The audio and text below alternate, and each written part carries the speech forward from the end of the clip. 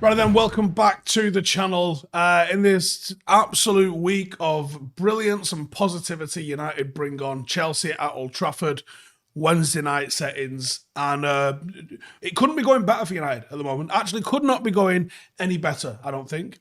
As always, preview is brought to you by Parimatch. We'll be doing my bets for this weekend. This week. We will also be looking at all sorts of different parts of the tactics. If you want to get involved in any of those specifically, then check the chapters below. But let's get into what's been going on at Chelsea. Luckily, a little bit more of a circus than Manchester United of late. So how's it been going for them? Well, United bumped ourselves down to 7th in the table ahead of this midweek game, 5 points below Villa in 4th, with only 16 goals to our name in the 23-24, which is by far the worst of any team inside the top half. Chelsea beat Brighton 3-2 this weekend, despite having to play the second half with 10 men following the dismissal of Conor Gallagher. Both teams have been incredibly inconsistent, and a win here could be absolutely huge for either team, actually. Probably more so for Chelsea getting a win away at Old Trafford, but realistically, United need a win as much as anybody as well.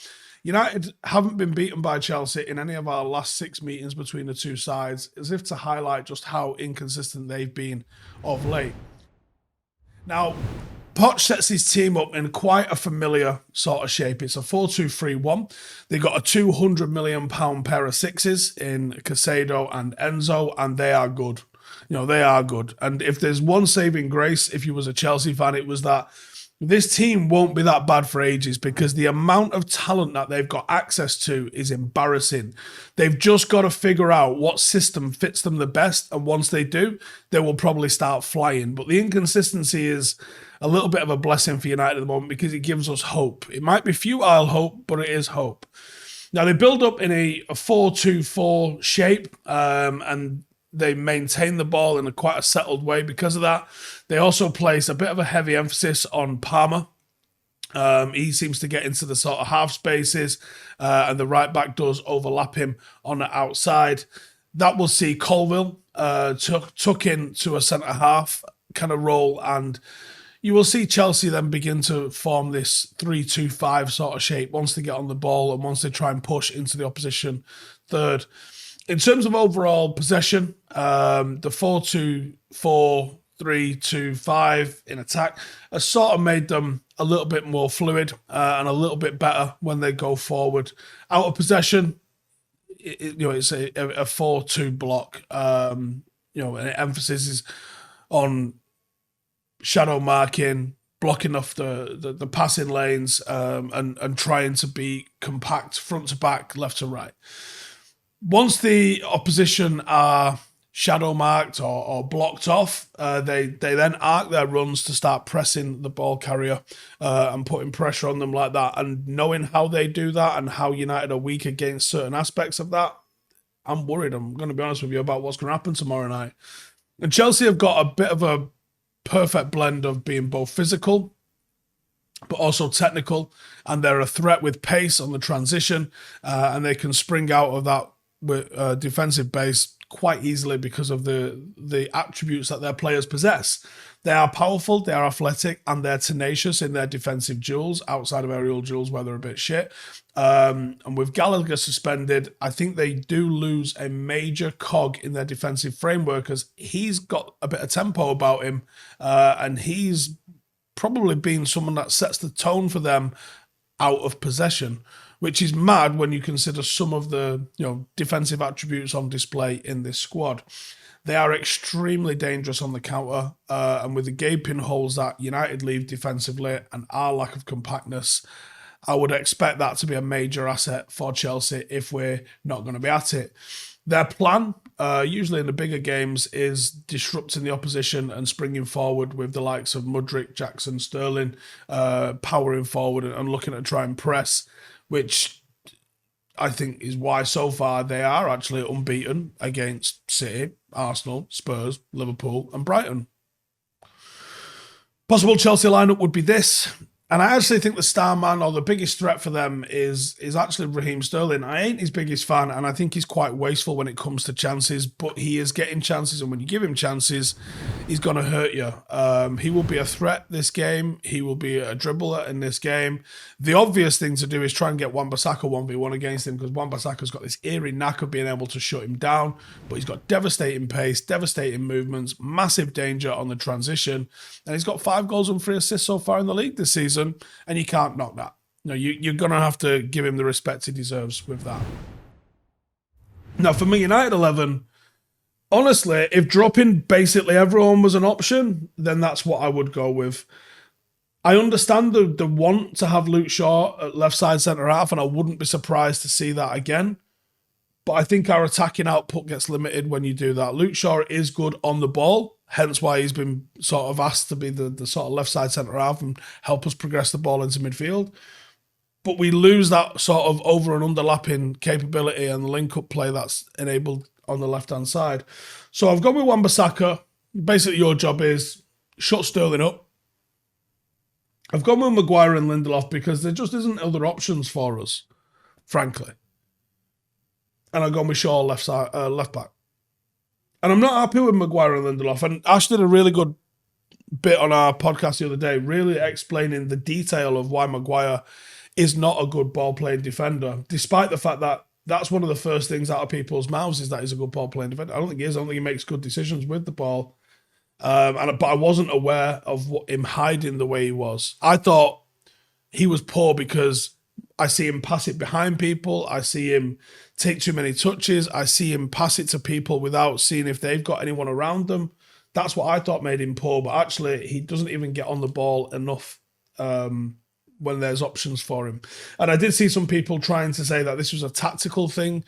It isn't a tactical thing. What you do see from the way United have built up, you see this a lot when it was Varane doing this. Now, what Varane would do is he would split. Let's say there's a 2 or a 3 forwards that are coming to try and press as we're playing out.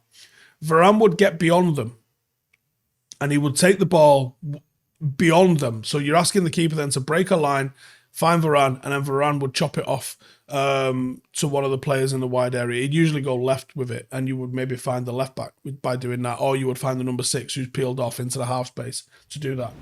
Maguire wasn't doing that because he wasn't getting beyond, and he was hiding with it. So he's doing the movement, but he's not doing it with the intent that the movement requires. The reason that you get a player going beyond there is to receive the ball. He's not opening up his body to receive the ball. He's not scanning to receive the ball. I don't think he's got the capabilities to actually receive the ball in those areas because he doesn't scan enough. But either way, I disagree with those that were saying it was tactical, and I absolutely agree with Ash pointing that out because I thought it was very important that he did so. I'm going with Mainu and Amrabat because I want us to start getting on the fucking ball because I'm honestly just sick of seeing the likes of Scott McTominay, who's another one, hides. And his defensive contribution just hasn't been there to warrant him starting. This isn't like a few years ago where actually McTominay was putting in a decent defensive contribution. You go, okay, he's shit on the ball, but we'll deal with it because of what he's going to give us off the ball. Now, he's doing nothing at the moment. So I want to go with Amrabat and Mainu in midfield. And with Bruno in the 10 because it'll be Bruno in the 10 regardless. And then I have dropped Rashford for Anthony, which, you know, Anthony barely deserves the start himself, but you know I think you do get defensive contribution with Anthony. It's got to be Højlund because Martial is just literally a warm body. Happy birthday, brother. And Garnacho. It's such a lack of options. It's fucking pathetic. But that's what I'm going with. Anyway, match winner, Luke Shaw. Technically the most secure player in that back line, by far. And in the build-up, he's going to have to get on the ball. He's going to be very much needed. And you're going to have to cover for Maguire's lack of pace against Chelsea's forwards because, well, they're pacey. And I believe he's going to have a very strong game if United are going to win this. As I mentioned at the start, this is brought to you by our friends at Parimatch UK, same as every other preview. And they are offering new customers a very special offer. If you're feeling a little bit optimistic, like I am, right? We're at home. I'm just going for a straight up United win. If you fancy that, you can get 40-1 enhanced odds when you join Parimatch today. So if you're into that, you want to get some sexy odds, 40-1, that's what you're going to get if you join Parimatch today using the link below. And to claim the offer, all you got to do is create a Parimatch account, opt into the promotion, place your first bet on United to win before the match kicks off. What's more, they're also welcoming 20 plus free spins to use on a Starburst slot, regardless if your bet wins or not. As mentioned, this is for new customers only. You do have to be 18 plus and a UK resident to participate. And we know that football and Manchester United are extremely unpredictable. So there's a bit of fun to enhance your watching and certainly no promise of a win. For more information on responsible gaming, then please visit begambleaware.org. Again, this is a new customer offer exclusive to Parimatch, so click the link below and get involved, or let me know what score you are going for if you don't fancy a United win in the comments below. Now, how do you beat this Chelsea team then? Well, it's been done, I'll be honest. It has been done by others, but you got to be pragmatic and you got to set up with a bit more of a solid base in midfield. Latterly, McTominay thinks he's playing like Fellaini. So you've got him and Bruno just completely leaving Mainu all on his own, and that's not going to fly. That's why I've gone with Amrabat, someone that'll be behind the ball. If Ten Hag thinks they can play together, I think they can, but it's whether or not he does. And I would go with 2 6s. I simply would. Just 2 6s, just sit in there, protect that back four. The last 3 games, we've had so many shots on goal, it's ridiculous. Start defending as a team, and that starts with having a bit more solidity in midfield. So that, for me, is where we've got to do it. You can't have the same level of positional ill-discipline that we've had. And I think McTominay and Bruno have been a part of that. So one of them's got to go. And let's be honest, it's McTominay. Their front three is very athletic, so you're going to have to get numbers back in there to defend properly. Secondly, I think the build-up structure's just got to be so much better. You can't go long if you've got nobody to go long to. And you certainly can't go long to Anthony Martial. You might have a little bit more success if it's Højlund up there than it is if it's Martial up there. But just build up better. Just build up better. It's ridiculous how easy United lose the ball. And even just for the goal, look at the goal against Newcastle. If we had built up better, we don't concede that goal. Now, admittedly, they had plenty of chances to score that they didn't take, but the goal literally came from our inability to build up properly.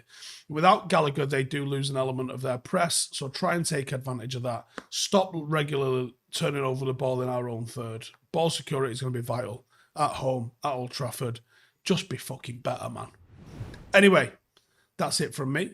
Cheers for tuning in as always. Make sure to subscribe if you are new and go and check out that great offer from Parimatch if you're interested. And I'll see you after the game. Laters. Hey, thank you for watching the video. If you are new around these parts, then don't forget to subscribe. My channel is proudly supported by my community on Patreon. If you'd like to get a little bit of extra content, a Discord group, meetups, 5-a-side games, weekly podcasts, behind the scenes, and even an occasional bit of transfer news as and when I get it, then for the price of a pint, you can show your appreciation for the content that we make and get some goodies for doing so as well. Check the link in the description or click the button right here. You'll also find all of my socials here too if you want to follow me on any of those platforms. Nice one.